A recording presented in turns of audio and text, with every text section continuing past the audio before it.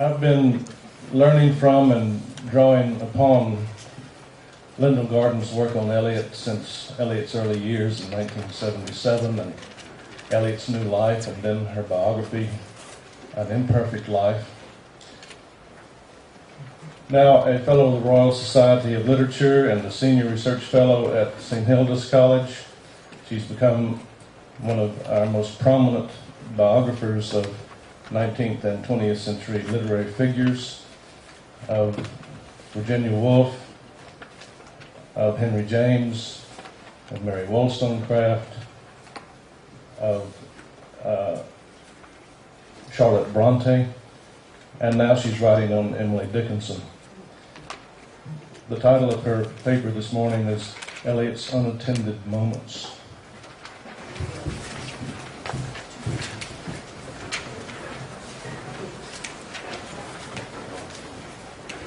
Virginia Woolf said famously, on or about December 1910, human nature changed. Does human nature change? Don't think so.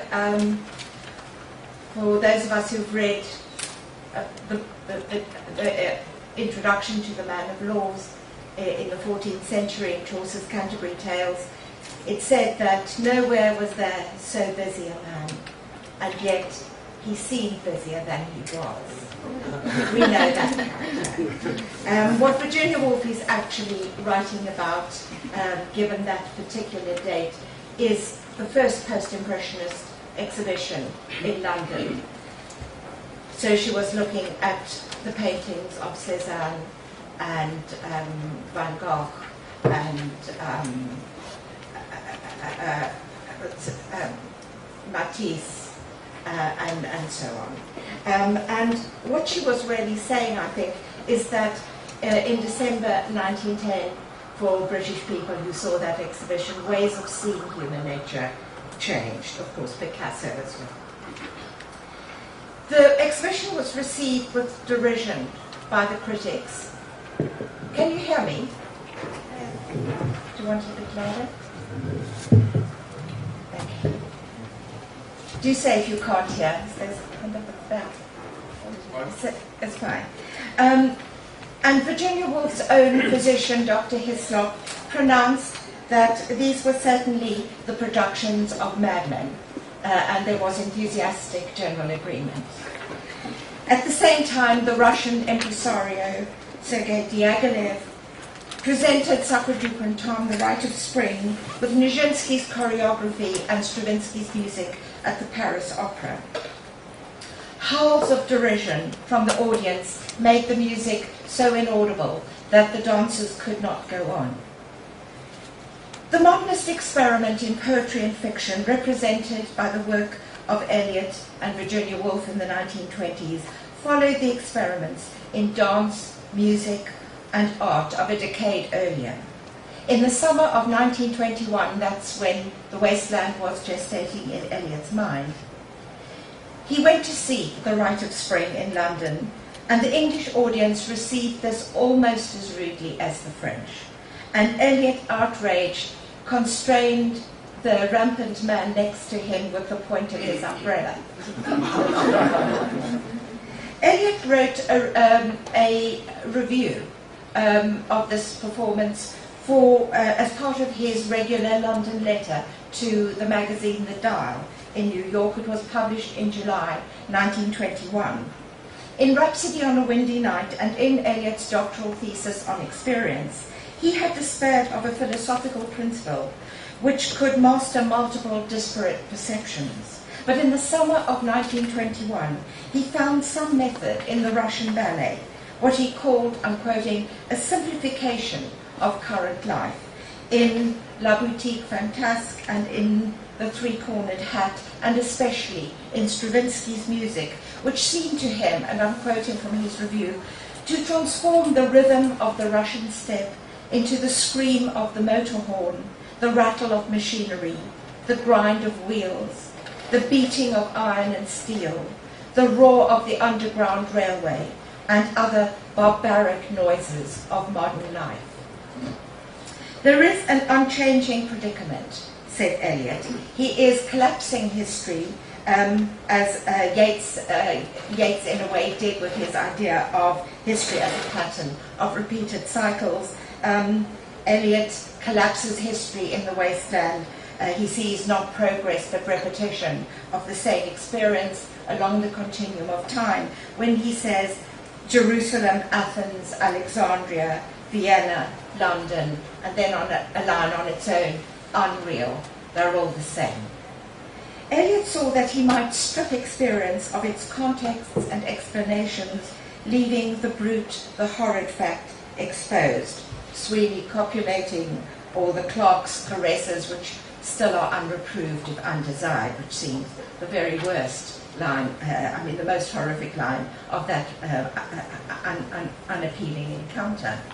And Eliot saw that he might simplify the fact further by showing the repetition of the same experience along this continuum of history. The copulation of the clerk and Titus, you can't call it lovemaking, is foreseen by Tiresias 2,000 years ago on the same divanal bed. As far back as 1914, that's while Eliot was still in America, when he was in Josiah Royce's philosophy seminar at Harvard, he said, I quote, "There is no importance at one time historically."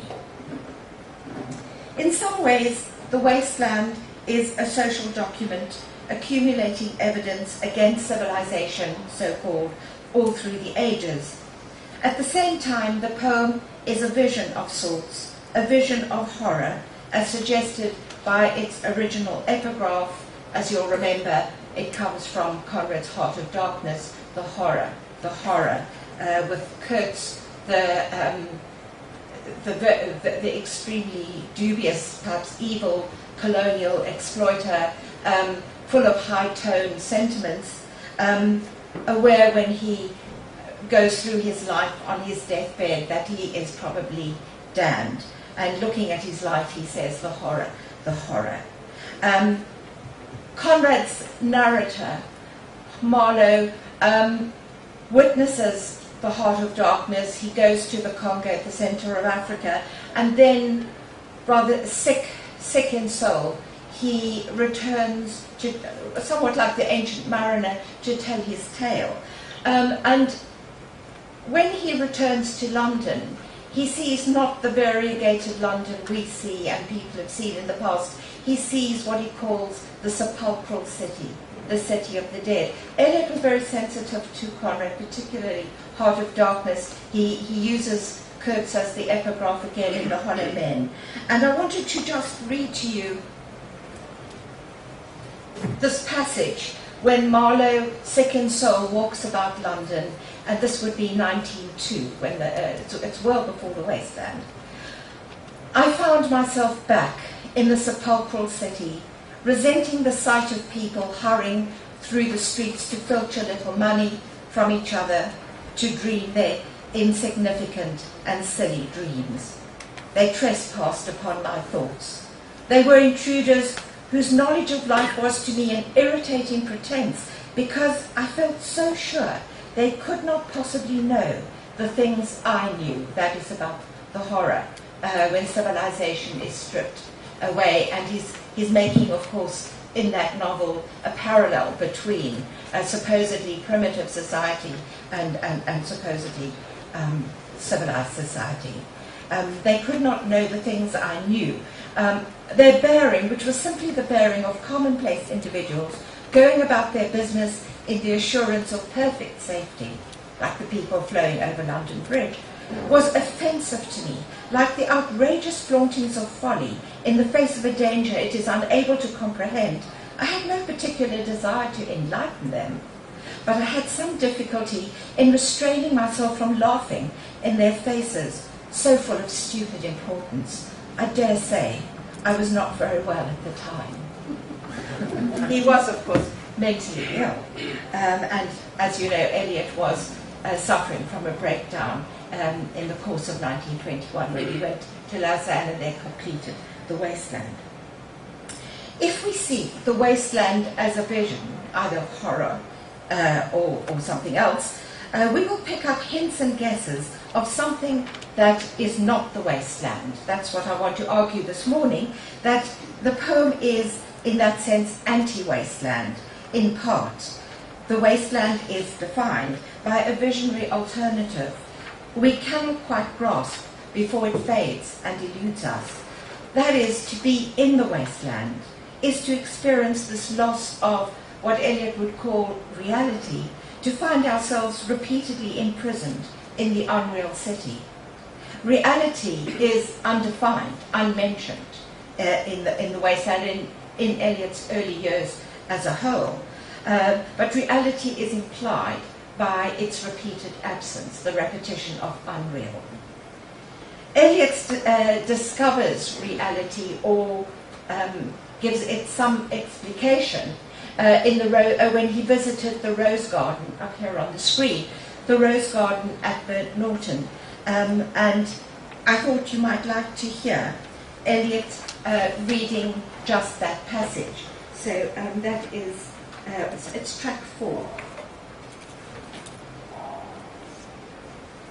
Dry the pool, dry concrete, brown edged, and the pool was filled with water out of sunlight, and the lotus rose quietly, quietly. The surface glittered out of heart of light, and they were behind us, reflected in the pool. Then a cloud passed, and the pool was empty. Go, said the bird, for the leaves were full of children, hidden excitedly, containing laughter. Go, go, go, said the bird. Humankind cannot bear very much reality. There's the word. Time past and time future. What might have been and... The next one will be track 2. So there you are, the word humankind cannot bear very much reality. In fact, contemporaneously with Burnt Norton, Eliot wrote Murder in the Cathedral, where that line appears too. So around about 1934-35, he is at last prepared to utter the unutterable reality. The precedent of this scene in the Rose Garden is the Hyacinth Garden episode in the Wasteland. If we go back. There we are. So there is Emily Hale. Ron spoke about her. And she's often pictured with flowers. You'll see a later picture I'm going to show you where Eliot's actually taking the photograph and she's crouching and smiling at him over a pot of flowers. She is the love that lies behind the experience Eliot describes in the Hyacinth Garden episode. So if you can just put on track 2. You gave me hyacinths first a year ago. They called me the Hyacinth Girl. Yet, when we came back late from the Hyacinth Garden, your arms full and your hair wet, I could not speak, and my eyes failed. I was neither living nor dead, and I knew nothing. Looking into the heart of light, the silence, öd und leer das Meer.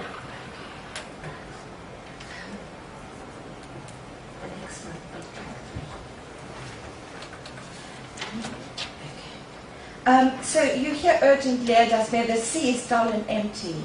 There is this moment of purity when, as Helen Gardner said, love passed beyond its object. It's a pure love. It's not consummated, and as with the Rose Garden, where Eliot actually went there with Emily Hale in September 1934, it's elevating in the way Beatrice was elevating to Dante in Dante's New Life, and then you get this evanescent moment of looking into the heart of light, and then you get the collapse. Humankind cannot bear much reality. The sea is dull and empty. And it seems to me that very often the very movement of Eliot's poetry is an apprehension of something almost ineffable in its purity, and then a sickening collapse into the sepulchral city, or into the loss of vision, into the waste of place and time. To lose what is not the wasteland, to lose what is anti-wasteland, is the very condition of being in the wasteland. For the mass of inhabitants of the unreal city, the sepulchral city, the workers, the clerk and typist, the chatterers in the pub, are too oblivious of their condition to suffer the realization or vision which the poem grants us, we readers, who enter its ominous silences, its advance and retreat from what Eliot called the frontiers of consciousness, where words fail. I could not speak, says the lover of the hyacinth girl. And this is the frontier where words fail, though meaning still exists, in Eliot's terms, in the Music of Poetry, 1942. Wittgenstein published his Tractatus in the year Eliot was gestating the wasteland, 1921, and the final proposition of the Tractatus is, quote, whereof one cannot speak, thereof one must be silent. At this frontier of the unsayable lies dream, vision, the timeless. In Virginia Woolf, it reaches us through the timeless rhythm of the waves. In Yeats, through Byzantium, the city of art, a golden, hard, everlasting art. In Eliot, through silence itself, the momentousness of the silence between the lines, between the multitudinous voices, the cacophony of the wasteland. Silence comes to us as a counter to cacophony. It cannot exist without cacophony. In the same way as what we might call anti-poetry cannot exist without the high style of poetry. I'm thinking of Eliot's Horns and Motors that shall bring Sweeney to Mrs. Porter in the spring, and echoing in our mind, of course, we feel the lines knock against the polished eloquence of Andrew Marvell in making his robust, witty invitation to his coy mistress. But at my back I always hear time's winged chariot hurrying near, and yonder all before us lie deserts of vast eternity. So that's in the high and witty style of poetry. We're not thinking of we're not allowed to think of love with a mistress as anything ugly. It sounds like a robustly inviting, delightful invitation. The illusions of modernism cannot work without such antinomies. The advance on the frontiers of consciousness goes back to Eliot's earliest years, and this is number 3 on your handout, the poem Silence, which Eliot wrote when at the time he graduated from Harvard in June 1910. So he's a very young man, and the city streets in this poem must be the streets of Boston. I just will read the second stanza. This is the ultimate hour when life is justified. The seas of experience that were so broad and deep, so immediate and steep, are suddenly still. You may say what you will, at such peace, I am terrified. There is nothing else beside. So that final line is a categoric statement. This is what one lives for. It came to him very early. But of course it didn't last, as he confirms in his second debate of Body and Soul, which he wrote in Paris in 1911, the following year. He talks about the wind beyond the world, passed without a trace, and time, capital T, began again its slow attrition on a hard, resistant face. So it's as though time, it's as though there's some incursion from the timeless, from the unknown. He, again, like in A Journey of the Magi, where you don't actually see at the heart of it what happens. There's a birth and there's a forgetting. But what actually happens is very like Heart of Darkness. You go into, we're propelled by Conrad into the Heart of Darkness, but what we actually see there, apart from some heads on sticks in the distance, but we don't actually know very much about it, or it can't be articulated. There is a deliberate mystification or mystery. Here again, the second debate of body and soul sort of takes us. We're hardly in that moment before the wind wafts us away, and we'll fall with a kind of disappointed bump back into the world of time. Number 4 in your handout is Eliot's 4th prelude, which seems to me a kind of forecasting in miniature of the wasteland.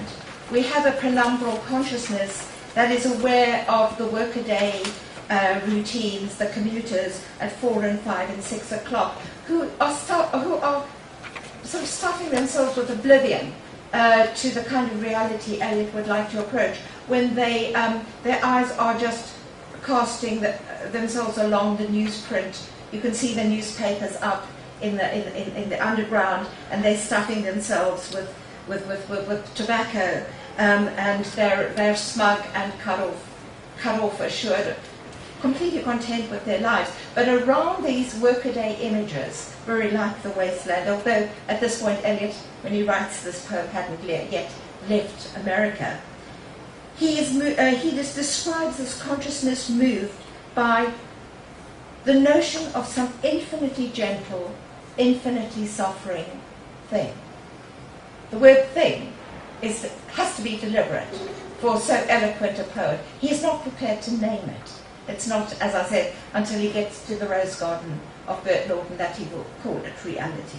And then there's that characteristic fall, that movement from an intimation of something timeless or unnameable, a collapse into the quotidian. Wipe your hand across your mouth and laugh. The worlds revolve like ancient women, gathering fuel in vacant lots. To gather fuel in vacant lots is obviously futile. Moving on very fast across decades, we come to Murder in the Cathedral. Let me just quickly...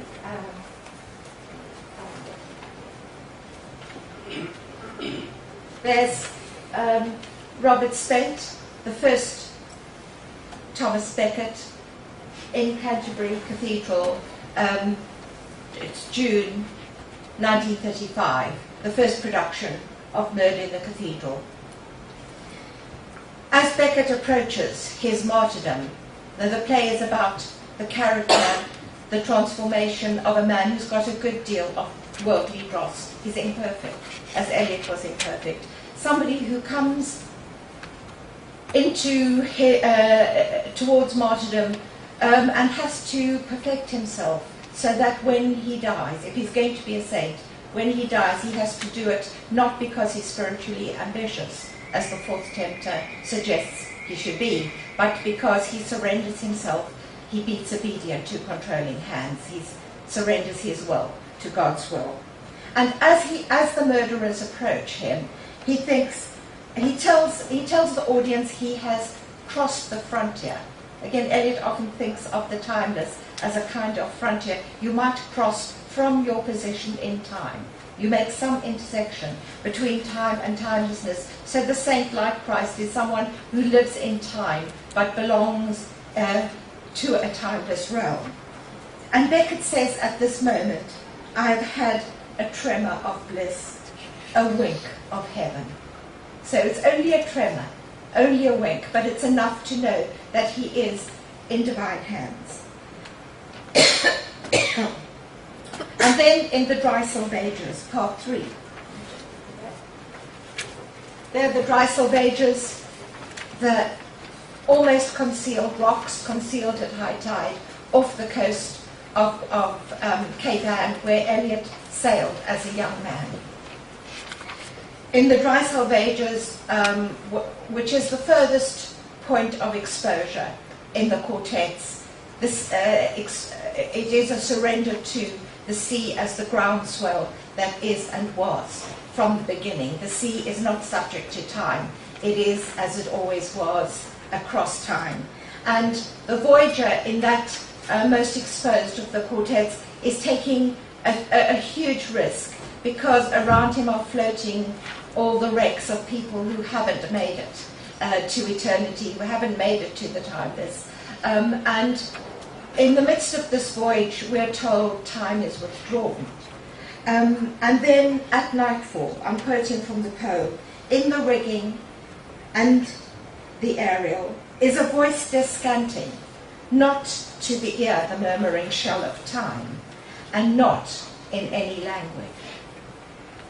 So there is that sense of the Eliot who listened to the A minor quartet in the early 1930s and had his first traceable thought of the quartets when he writes to Stephen Spender that I have the A minor quartet of Beethoven on the gramophone. I find it inexhaustible to study, and I would like to get something of that into verse before I die. And then when he's in America in 1933 as a visiting professor, he makes this very gripping and fascinating, mysterious statement that I want to go beyond poetry, as Beethoven in the late quartets went beyond music.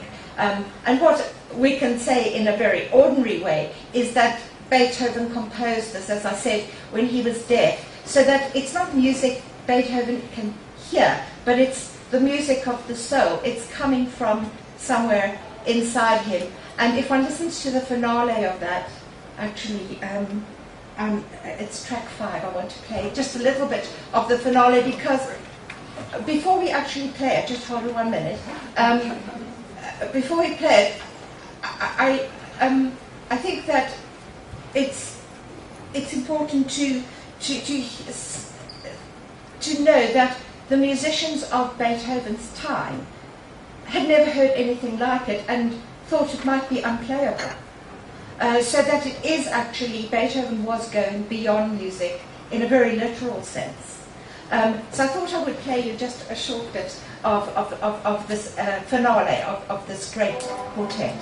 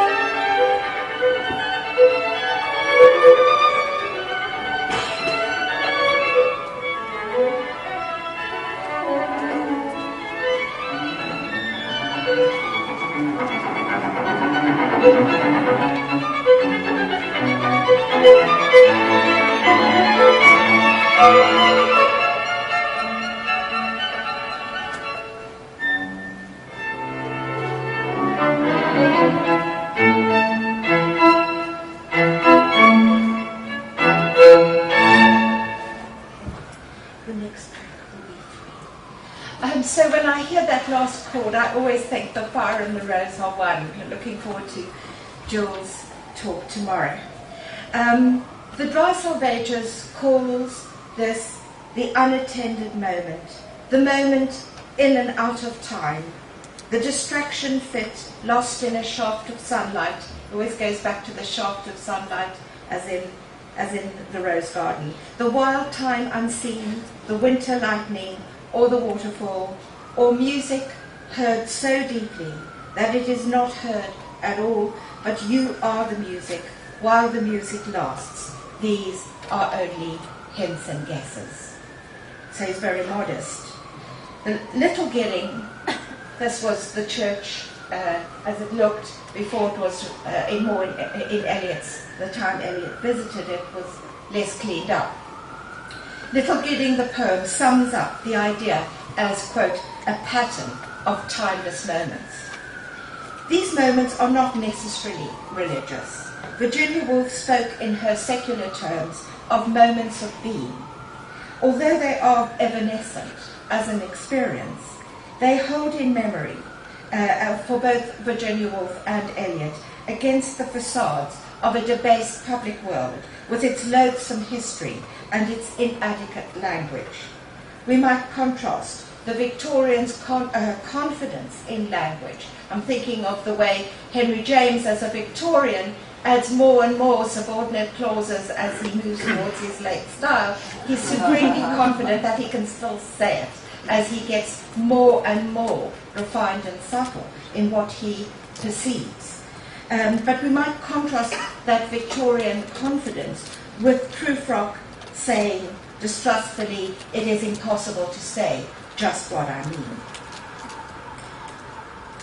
Eliot, in essay after essay, points to the poet's obligation to explore, to find words for the inarticulate, to capture those feelings which people can hardly even feel because they have no words for them. I'm quoting from What Dante Means to Me, his essay of 1950. And he says then the next year in his essay Poetry and Drama, where he's thinking about action and how you put interior action on stage, it seems to me that beyond the nameable, classifiable emotions and motives of our conscious life when directed towards action, there is a fringe of indefinite extent of feeling which we can detect, so to speak, out of the corner of the eye, but can never completely focus, of feeling of which we are only aware in a kind of temporary detachment from action. At such moments we touch the border of those feelings which only music can express.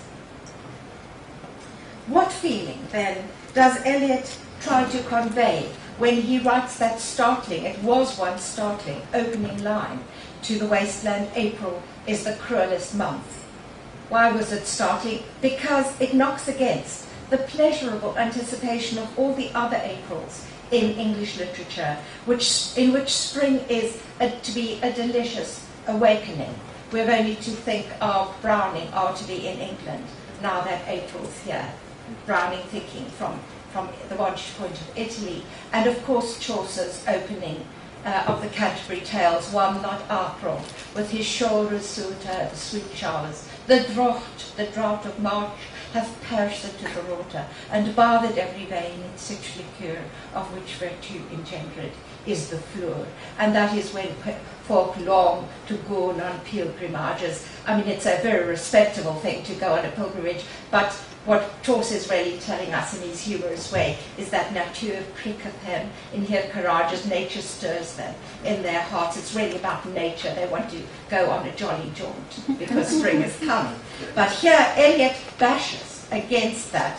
It's startling, but it's something the First World War poets have done already, where they cannot endure romanticism anymore faced with the trenches and the ghastly deaths of the First World War. So they say, red lips are not so red as the stones kissed by the English.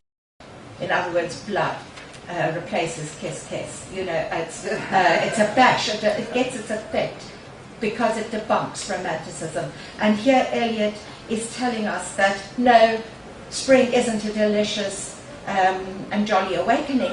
Here to have to come alive after winter is a cruel ordeal, as the sap gets pumped along the veins with a relentless throb that won't stop. And this feeling is perfectly conveyed by Stravinsky's music of Sacre du Printemps, which Eliot first heard in 1921 in the theatre, as The Wasteland was, the third part one was stirring in his mind. So can we just play a little bit of this jolting music?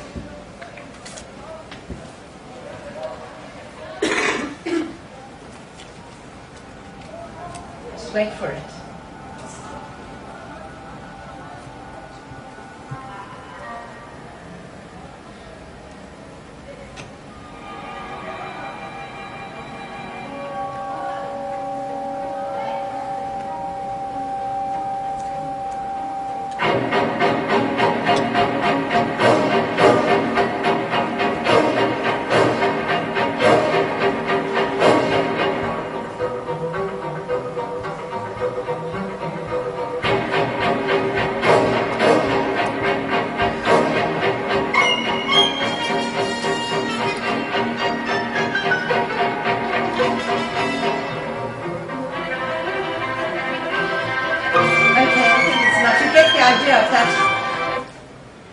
Exciting music, but you'd have a sense of that particular rite of spring was not pretty.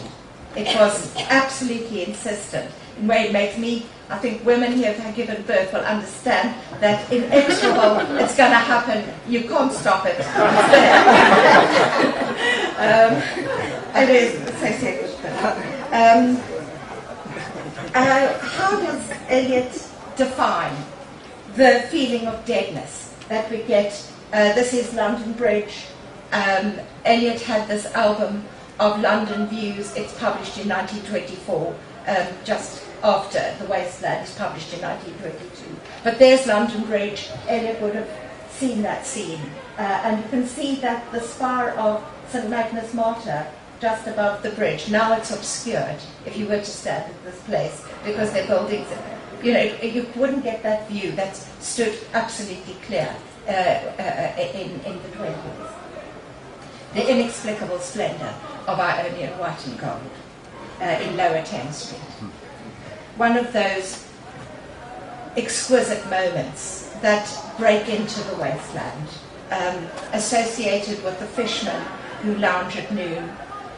When I was a student at Columbia and working on my dissertation, which was on the early years of Eliot, I went to London and I made my own wasteland tour for myself. And I remember getting a taxi and saying to the taxi driver, I want to go to the Billingsgate Fish Market, was still in operation, and I was going to go along Lower Thames Street and see the fishermen lounging at noon. So I was just, planning it for 12 o'clock.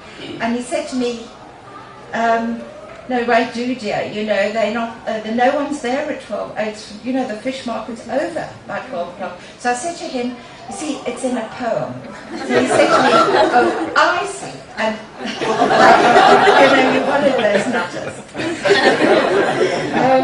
The Hyacinth Girl would be another of those non-wasteland moments that make incursions into the poem. Then there are the children's voices chanting in the chapel, that line from Verlaine, which treats the children's voices in romantic, Wordsworthian terms as though children came trailing clouds of glory. And then, of course, in the finale of the poem, there is the thunder, the da-da-yata da-yadvan, the gust of rain, the bells, and the call. The bells that call to a pilgrim's attention. Admittedly, these moments that I've suggested are lost in the horrors and the cacophony of the wasteland. Voices yapping, desperate, silly. Madame Sosostris is very silly, and salacious, the invitation to a weekend at the Metropole. But these lyrical moments carry the only authority in the poem. I remember Helen Gardiner's last lectures on Eliot in Oxford in 1975, just before she retired. I remember what she said to the huge turnout of students, saying, don't read any book that says a guide to Eliot. Not interested in the literary allusions, because, of course, Eliot transforms them very much in his own. That's what I assume she meant. But she said, start with the lyric moments, the moments when feeling breaks through the crust, the very cerebral and highly elusive crust of the wasteland. I thought that was wonderful advice. These moments provide a counterweight, if valued as reality, as a lie. And this is a poem then about waste and the possibility of the collapse of civilization, alongside an alternative possibility of regeneration through some recovered purity of feeling. Of course, there are different kinds of purity of feeling. There was the love with the Hyacinth Girl. And there was Eliot invests the fishermen who are courageous and simple-hearted and go out and risk their lives. He's thinking of the fishermen really associated with the more dangerous task of the fishermen of Gloucester, Massachusetts. The stagnation implied by the poem's title is haunted then by parallels from the past which confirm the waste. A record in which the present infects the past. I'm thinking of the horns and motors that infect one's memory of To His Coy Mistress. And also the past infecting the present, as we hear that line from Dante's Inferno, so many, I had not thought, death had undone so many. That's the reading Eliot gives to that workaday scene, that actually they're in the Inferno. He's quoting Dante. But the poem is also haunted too by moments of private beatitude, positive, bracing echoes of St. Augustine, of Dante's entire vision, which was moving out of the Inferno through the Purgatorio to paradise, the children's voices, all of which suggest non-stagnation, non-wasteland. The finale seems to divide our feeling between two antithetical states. On the one hand, there is the pilgrimage into the mountains, the chapel, and the three Sanskrit words which seem to deliver some instruction, and there's the damp gust bringing rain to the waste. On the other hand, London Bridge is falling down or may fall down, and madness returns. Hieronymo's mad again, as Eliot himself, after his cure in Lausanne when he completed part 5 of The Wasteland, which he said afterwards was the most important part. It's the part where there is movement out of the urban despair. Eliot became depressed on his return in January 1922 when he came back to London and again was immersed in that city scene after his breakdown. The last lines jolt us faster between these extremes. And I remember Virginia Woolf noting, Virginia Woolf was Eliot's, one of Eliot's first editors. She set up the type herself for the Hogarth Press's first book edition of The Wasteland. And she comments in her diary that Eliot was, quote, violent in his extremes. I mean, looking at Eliot in the very in the very first, image of these series of images, there's Eliot as Wyndham Lewis painted him in the Durban Art Gallery in South Africa. He's so prim and he's so buttoned up in his three-piece suit that you can hardly, this is his costume. This is his British costume of the moderate, orderly, workaday man. But I think Virginia Woolf, as always, extremely perceptive. Emily Hale herself, quite separately, comments in a letter that Eliot was a man of extremes. Those two women knowing him really well. There are, in the poem, intimations of sublime peace, shanti, shanti, shanti.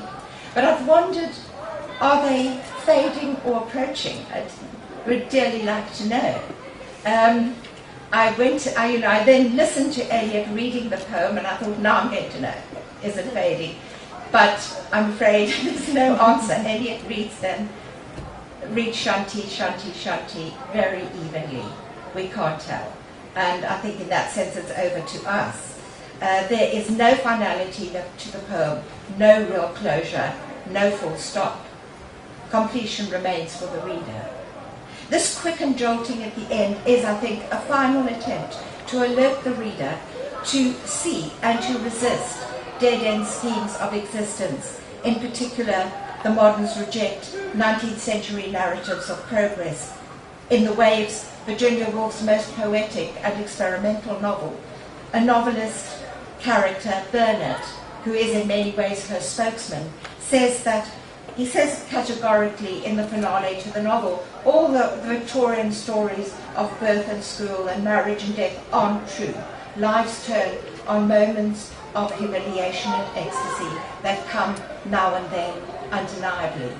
What Virginia will be saying, you can't program this. There may be these, but all of life, what really matters in life, resides in those moments. It's not necessarily the day you actually get married and go through a formal ritual. It's not necessarily the day, you give birth.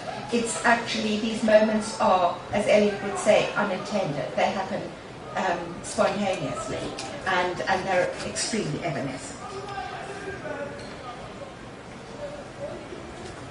Life resides in such moments, humiliating, horrific, beatific as they may be. Ronald Schuhard, in The Horrific Moment, a wonderful essay, suggests that Eliot, quote, took the horrific way to the beatific. At the end of Burnt Norton, Eliot recalls the moment of pulsating, renewing life in the rose garden, a line broken by commas so that it has an almost panting effect, as though for an almost unbearably short moment it comes back and then is gone. Quick now, here, now, always. That line's broken as though he were panting. Ridiculous. Then you get that characteristic collapse of Eliot's poetry. Ridiculous. The waste, sad time, stretching before and after. The waste, which was a place in the wasteland, is now time in the quartets. Moments of being concentrate near the end of the wasteland, part 5. And part 5 is narrative, insofar as a pilgrim journeys into the mountains to a deserted chapel where he hears a message in thunder and has an intimation of divine control. It's a rather biblical scene. I remember Helen Gardner asking me, where do you think Eliot has his first sustained meditation? And the answer which she gave me immediately was the water dripping song in that meditation on water as the pilgrim moves out of the wasteland, because instead of all these distracting voices and fragmentary scenes, you get a sustained contemplation of water, which is always everywhere in Eliot's poetry. I won't say a symbol, but I think it's more of an emblem of spiritual refreshment. I mean, by symbol, I'm thinking of symbol in Yeatsian terms, where, a symbol will never yield all its meaning. Whereas I think in Eliot's case, he thinks more allegorically and emblematically. I do think that once you've worked out any one of Eliot's works, you've got the key to all of it. He's very consistent philosophically in his imagery. Since the pilgrim is tainted by the wasteland he is trying to leave behind, this intimation of the thunder does not hold, but for a moment it persuades him that he might yet set his lands in order. Not attainment then, but rather a move out of the waste, inspired by non-wasteland moments. When the poem was published in October 1922, the wasteland provoked the same kind of outrage that the post-impressionists and Stravinsky had provoked a decade earlier. Few of the early reviews seem to understand the poem, but one exception is Edmund Wilson's review of the wasteland in December 1922, when he had to operate without the dubious benefit of the often distracting notes which were attached for the first time to Virginia and Leonard Woolf's edition of the poem in 1923. And here's Edmund Wilson. As he wanders among the vulgarities which surround him, his soul is haunted by strains of an unfading music. Sometimes it breaks in the middle of a bar and leaves the hearer with dry ears again. But still it sounds, like the divine rumour of some high destiny from which he had fallen, like indestructible pride in the citizenship of some world which he can never reach. Well, that was a wonderful bit of perception. Eliot believed that the great poet serves his language by leaving behind him a language more precise, subtle, and capable of expressing a new range of experience. He was certainly articulating this in part 5 of each of the quartets. Eliot connects this challenge with the frontiers of consciousness. The poet, he says, must make people, I quote, see and hear more at each end, that is, of the ordinary range, than they could ever see without his help. That comes from Eliot's 1950 essay, What Dante Means to Me. His language, as we know, is always dying. Its categories become reductive, its emotional terms stale. It is the poet's duty to alert us to the moments when language fails, as when Eliot points to the infinitely gentle, infinitely suffering thing. Such are the unattended moments at the centre of Eliot's poetry, when he invites us to look with him into the silence at the still point of the turning world. Eliot injects silence into the early poetry with blanks on the page. In his later poetry, words are potentially the word, with a capital W, in part 5 of Burnt Norton. The power to write, potentially a sacred power, the word in the desert. Language as authoritative and durable as scripture remained a kind of mirage of perfection. Towards this, Eliot set his course in obedience to his belief in a given task. As his course wore on, there seemed no prospect of personal reward. Imperfect himself, denied the ultimate vision, that is, the saint's lifetime burning in every moment, denied that he lived, he said, only to perpetuate its possibility for later generations, that is, for us, his readers, for it is in us and in readers in time future that his poetry terminates. Thank you.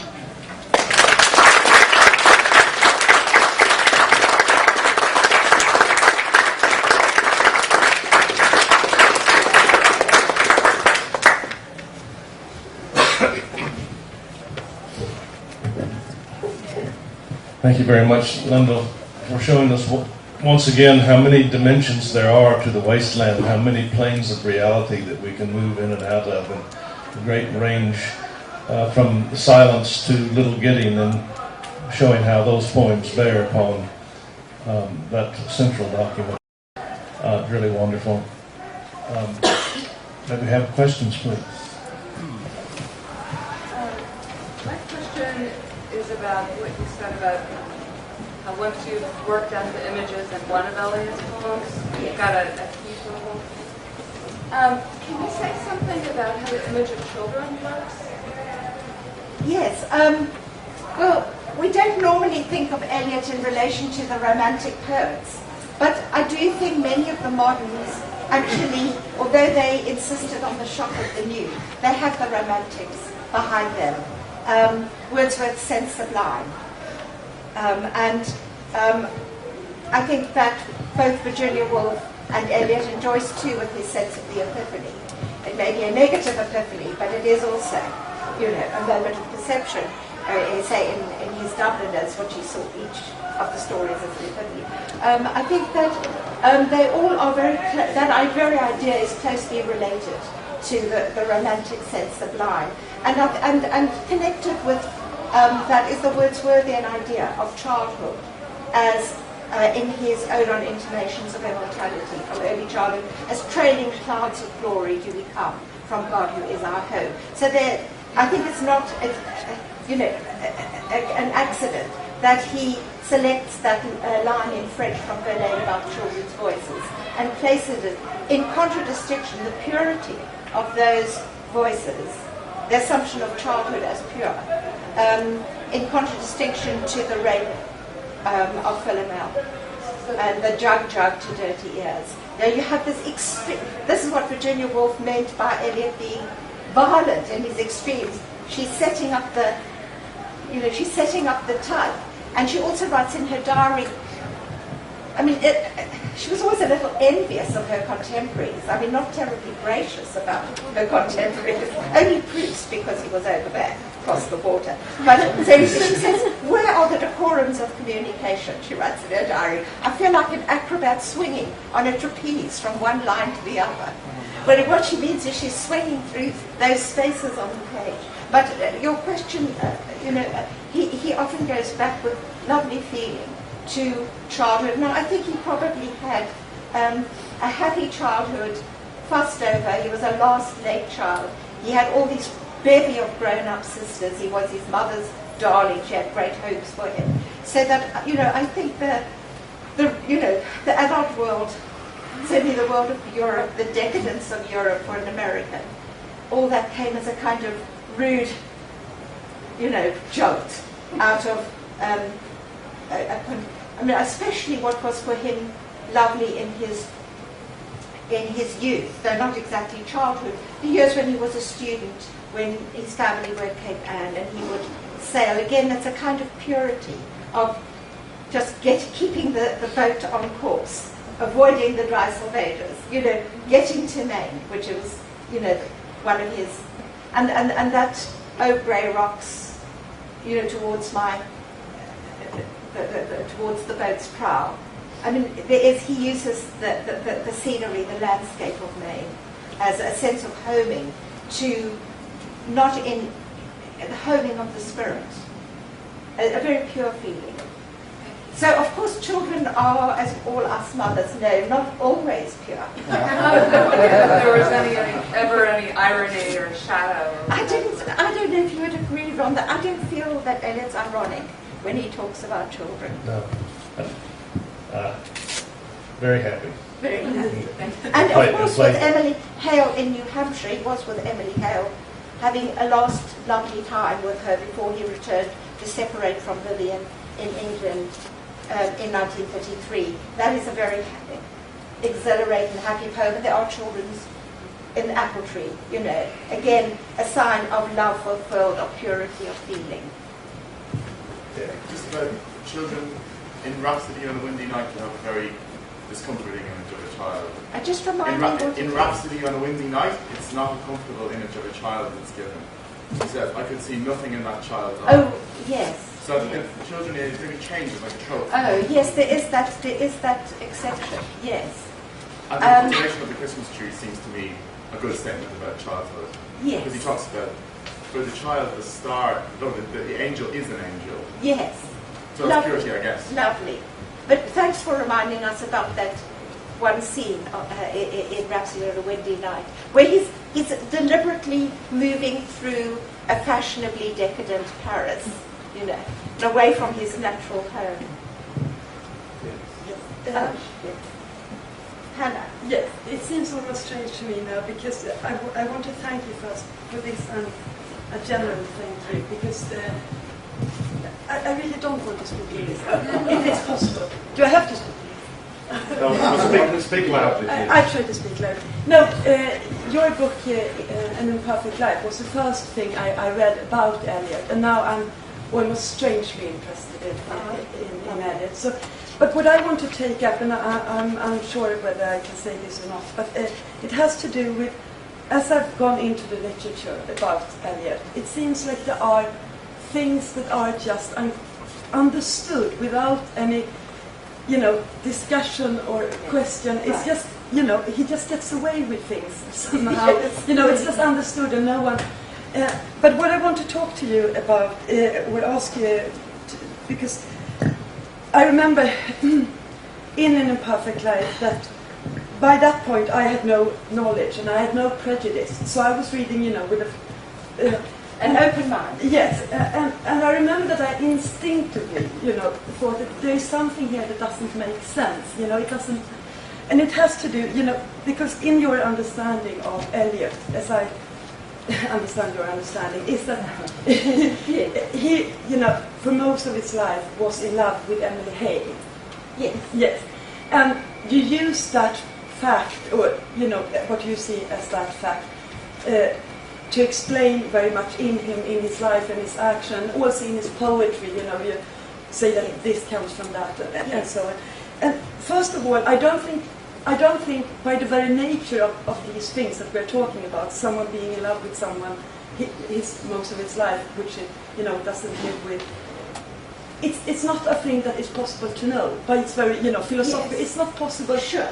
Sure, I understand what you're saying. And I think that it's a valid thing you're saying, and it's something one's got to worry about a lot with biography, where a biographer like myself, for me the impulse always comes from the work. It's always the work that I care about. Yes. And then you find a life where, you know, in some cases the life is in conjunction with the work and is part of the work, as I think it is in the case of, say, Charlotte Bronte or Virginia Woolf or Eliot, where the life is quite close to the work. But there are certain writers like Jane Austen or Shakespeare where you cannot know. Now, even in cases where you can see the similarities between the life and the work, one always has to remember, and what I try to do as a biographer, is to remember that if you're working back from the work to the life, Yes. if you're showing the similarities, one must always remember that act of what Tony Cluder called today, I think he perhaps was quoting Eliot, transfusion. Transfusion of, he quoted Eliot saying the transfusion of the life into the work. Was that right? And another word he uses is transmutation. So there is an act of transformation. You don't get the life exactly. But the thing, the point sorry, I want to make here is that when you do that, it's not really a fact, it's an interpretation, it's a decision that you make, that I'm going to make this. But now it's, you know, it's an understood fact in every, you know, in other things, you know, when other things, or when things are produced. This, and what I want to, there's several things, but I don't have time for that. But it's a gender thing that I've been thinking about a lot. And with this, you know, and there's a pattern, you know, in writing about women, historical women, this classic divide, you know, that you divide women, in this case, the pure white Emily Hay, waiting patiently, purely loved by Eliot. And then, you know, we have the bad girl Vivian, who is, and that is the pattern of the, you know, it's the mad woman beside the genius who sucks the life out of him. And, you know, Stella Fitzgerald, Yoko Ono, Courtney Love. It's there's always been this. Yes. Which, and I think it's, you know, we have to think about these things because it's just continuous. When you know, when you do that interpretation, certain things, you know, in our cultural thing established, you know, that are not. I understand your May frame that as a question. Yes. Okay. I think I understand, Hannah, what you're saying, but I think that the fact that Eliot thinks of women emblematically, that he can say in the Notes of the Wasteland, all the women are one woman. This is not true. We as women know that there's no way. We're individuals. We are not. I don't believe that we're just. But I think the focus should be on his madness. You know, because in his strange. Well, I think I was very critical. Yeah, well, perhaps too critical. People might think now. I called it an imperfect love, and my view of his imperfection is that this is very fascinating. Like Thomas à Becket, that this is a man with a fair amount of dross in him, and part of the dross, part of the imperfection, is his attitude at times to women. At other times, he can be very sympathetic to women's victimization, like the Thames daughters in the Wasteland. But we actually do have to look at a man who was very traditional in his bifurcation of women and seeing, you know, the Vivian figure, the hysterical wife in the Wasteland, as a kind of emblem of horror and well, you see this as him sucking the life out of the speaker or the husband or the poet. But actually, I think that Vivian was absolutely necessary in Eliot's life, that it was a kind of maladie of deux. They were sick together, and that she was, in a kind of bravura, flamboyant way, a recognizer of horror. There was a BBC documentary in 1973, which never gets shown again, but it's more fascinating than what they've done now. It was called The Mysterious Mr. Eliot. I just come to England in 1973, and I saw this, and you see, people were still alive in 73, and Hope Merleys, who knew Vivian and visited her, did a kind of performance of how Vivian spoke. And she say you had Vivian to tea, and you say to her, would you like a piece of cake? She would say, what? What do you say? Why did you say that? You know, she said an over-intensity, you see. She said after an hour I was drained. The very last thing I want to say, just one thing about Vivian Eliot, that I think it's very problematic that it seemed to be a lot of politics in a way involved. You know, you have to, the way you see, look at Vivian Eliot, you know, and I think it has to do a lot with that time and, you know, that, Right. you know, how Okay. she, you know, because Virginia Woolf, for instance, who also had mental problems, she had a financial situation, the people around her, Yes, so sure. she could become But Virginia I do Woolf. think, can I just say, I think I must give other people a chance to ask some questions. So should we meet afterwards? And Yes. I will talk to you further about this. Yes. Thank you very much. We're into our lunchtime. Please continue the conversation afterwards. Thank you very much.